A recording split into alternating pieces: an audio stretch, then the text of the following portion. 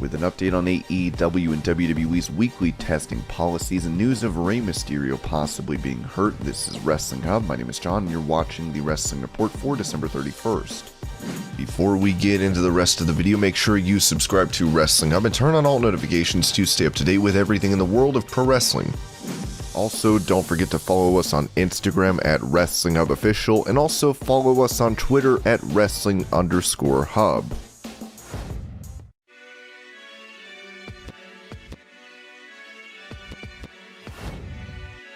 With them signing the likes of CM Punk, Bryan, Danielson, and Adam Cole this year, AEW is looking bigger and better than ever. Despite their success, Eric Bischoff took to his 83 Weeks podcast to say that AEW President Tony Khan is messing up his chance by taking shots at WWE. Tony is blowing a big opportunity. He really is, because AEW came into existence at a point in time when the audience was craving for an alternative. They had a clean slate. They didn't bring any negative baggage like WCW did when we launched Nitro. Everyone was telling us this is never going to work, Bischoff doesn't know what he's doing. AEW just did not have that issue. AEW came in with a massive amount of public support and goodwill. AEW just had to come out and say we're doing this and hire a couple of key pieces of talent, and they were off running. And they had all this goodwill. What happens when you start putting yourself over, in my opinion, prematurely, just in the way they are doing it, by constantly denigrating and comparing to WWE, is you start losing that goodwill because people see through it.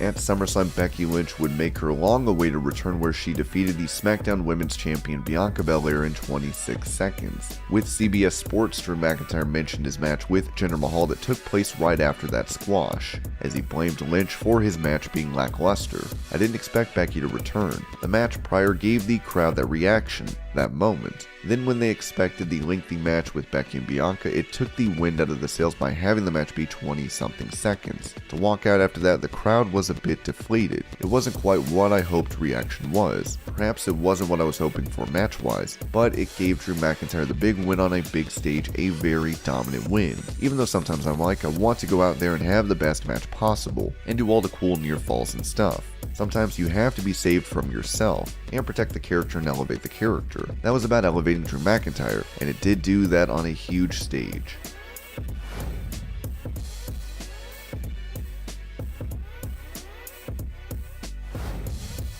After being the top star of NXT, Adam Cole would let his WWE contract expire and join his friends in AEW. With Bobby Fish and now Kyle O'Reilly a part of the company, it looks like we'll be getting a match with the Undisputed Era versus Omega and the Young Bucks. Talking about Cole's booking on his podcast, Jim Cornette said AEW is taken away from him, saying this about his match with Orange Cassidy. So as soon as I saw the match, they've completely nullified any meaningful impact that Adam Cole could have had on their business. He was put in a secondary position when he made his debut underneath Bryan Danielson. Even after that, all he's been doing is associating with clowns and jackoffs and immersed himself in bad comedy, and I was hoping that the Undisputed Era reforming, or much of it, might have an impact. We will find out that it really will not. So I'll fast forward to this, because I'm not going to watch this match. It's a joke, right? It is simply an insult to what I thought Adam Cole had for a career. It went 20 minutes with this guy. One good sign is that Kyle O'Reilly and Bobby Fish are better than the Young Bucks.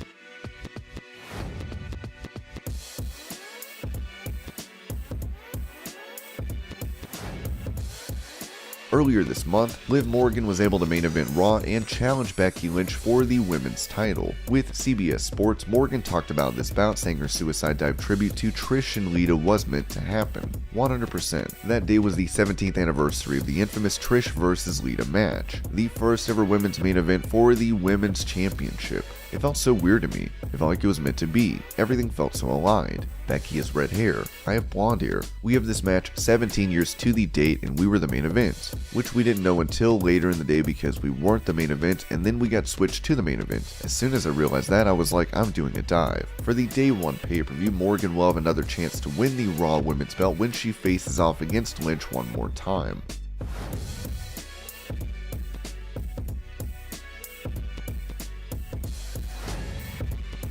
with him previously saying he needs to be more discerning when hiring talent from now on. AEW President Tony Khan told Yahoo Sports about the factors he takes into consideration before signing a free agent. I have to look at a variety of factors. There are some talent, when they become available, regardless of how they become available, I want to make a place for them because I know they can make a difference here. There are other times that I may have a specific idea for someone. Nobody else can do it because there are a variety of factors that I have to consider. There's the budget, where new people are going to fit on TV, will they be used on TV right away or in a developmental situation, or is it someone I am keeping for insurance in case they break out or we have injuries or circumstances that necessitate new faces in the mix. This year, more so than any other year prior, we saw difference-making names become available.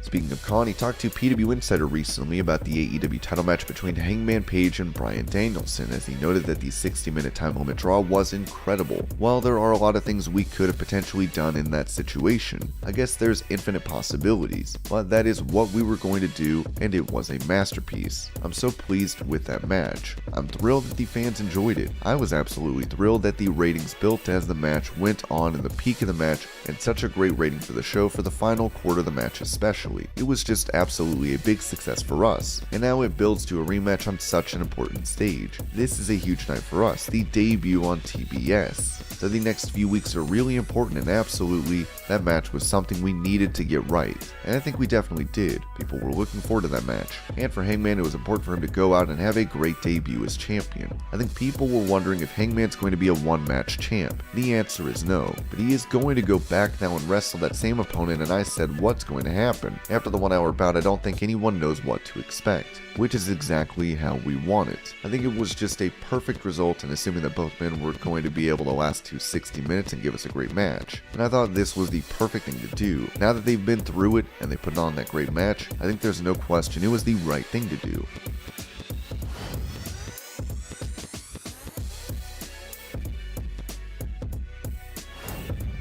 WWE had previously announced that Rey and Dominic Mysterio would be taking on the Street Profits during an episode of Raw, but Montez Ford was not available. In the Wrestling Observer newsletter, Dave Meltzer would point out that Rey was not 100%. Rey Mysterio was banged up from matches a few weeks back and had to take a week off, but obviously returned the next week. When WWE announced the Street Profits vs. Mysterio's match on December 13th was off and said it was due to injuries on both sides, it was Rey being hurt and Ford being out of action for health-related reasons.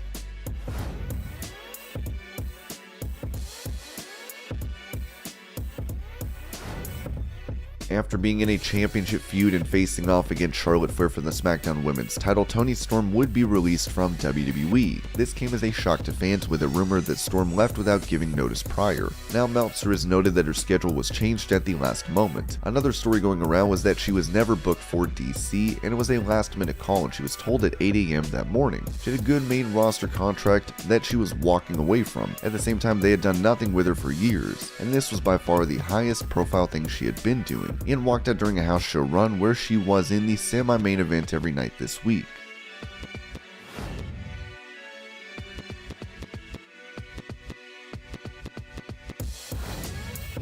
For New Year's Eve on January 4th, Cruiserweight champ Roderick Strong will take on North American title holder Carmelo Hayes. This will be a title unification bout, as the company made this announcement hyping up the match. Who is the premier champion of NXT, North American champion Carmelo Hayes or Cruiserweight champion Roderick Strong? Each superstar has been claiming that his championship is the top title in NXT, and the time has come for these superstars to put their money where their mouths are, by going title for title at New Year's Eve. Since cashing in his NXT Breakout Tournament contract to swipe the North American title, Hayes has been on a mission to elevate the title to the A championship of NXT. Meanwhile, Strong has been on the hunt for big money fights, suspending the stipulations for the Cruiserweight title to take on all competitors, including Odyssey Jones and Joe Gacy. With both stars declaring their superiority over NXT 2.0, it was only a matter of time before their paths crossed, resulting in a ringside melee. Who will walk out of New Year's Eve as the new NXT North American Cruiserweight champion? Find out January 4th at 8/7 Central on USA.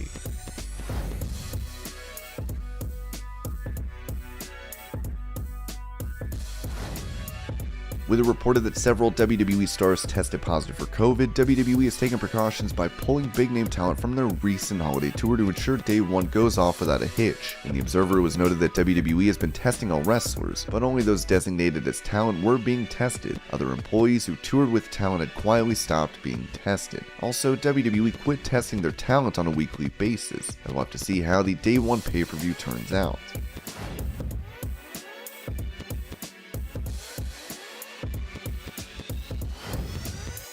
Despite WWE not testing for COVID every week, the Observer reported that we're told AEW was still testing people weekly who were not fully vaccinated, but those fully vaccinated were not being tested, or at least not regularly. Other sources in the company only said that there is also more to the policy than that without getting into specifics.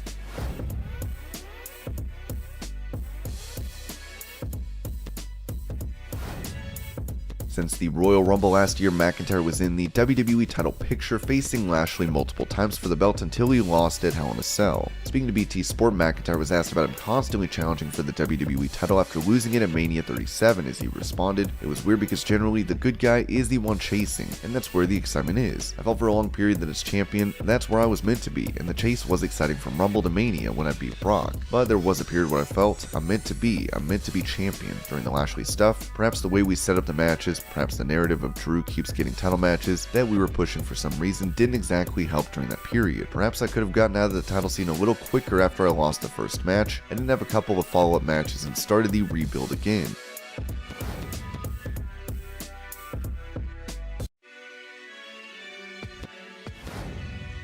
With WWE pulling the likes of Roman Reigns, Big E, and Becky Lynch from their holiday tour to ensure the Day 1 pay-per-view matches couldn't go as planned, Kevin Owens would remain on the tour, as the Observer noted. For whatever reason, the decision was made for Kevin Owens to appear on all these shows this week, likely with the idea somebody had to. He seems to be the one they were most willing to risk of those in the two main events. With Seth Rollins announcing he was COVID positive, it remains to be seen if he'll take part in the fatal 4-way match for the WWE title at the pay-per-view.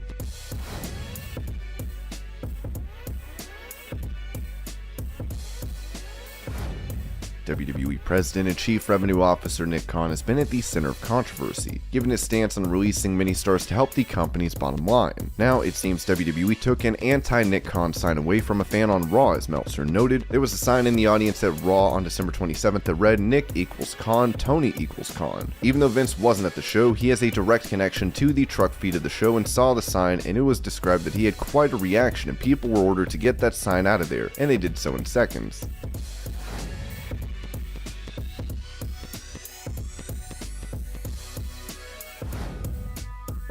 In some tragic news, Boom Boom from Women of Wrestling has passed away, as WoW put out this heartfelt statement. "On behalf of our entire WoW Superheroes team, we send our deepest heartfelt sympathy to the family, friends, and fans of Patty Ann, better known to our WoW family as Boom Boom. We are sad to learn of her passing. Patty was an original WoW superhero that possessed the pizzazz personality that made her a natural fan favorite."